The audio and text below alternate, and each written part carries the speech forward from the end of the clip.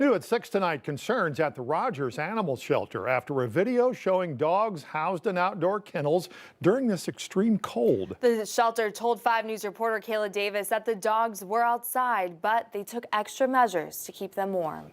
The temperature drops, many of us with pets bring them inside for a warm place to bundle up out of the cold weather. But many animals without a home don't have that luxury. On Sunday, 5 News received this video from a viewer at the Rogers Animal Shelter of dogs kept outdoors in freezing cold snow and wind. I reached out to the shelter this morning. Workers told me they've had limited space since Memorial Day weekend tornadoes destroyed one of their buildings. They said they kept the dogs in the cages with blankets and a tarp over the top of the cage to keep them as warm as possible. The city of Rogers released a statement saying in part, quote, Rogers Animal Shelter does have 12-month outdoor kennels that are modified to mitigate seasonal weather challenges. Best practices are used to determine appropriate and safe outdoor sheltering throughout the year. Factors such as the size, breed, and type of dog are considered. Rogers Animal Shelter will never house a small dog in an outdoor kennel. Meanwhile, the Springdale Animal Shelter says dogs that are outside for long periods of time need more care. Make sure that you're increasing the amount of food that they're giving,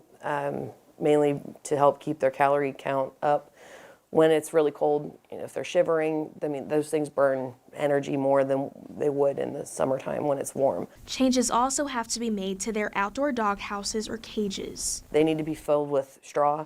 Straw will help them keep insulated, but also it won't freeze if it gets a little bit wet as much as like a blanket or a pillow in there would. But the best practice? When it's this cold, the best thing to do is just bring them inside. Like it's really hard for them. The city of Rogers encourages residents to come and adopt or foster pets at the shelter to help free up some of their space for more strays. In Rogers, covering news where you live, Kayla Davis, 5 News.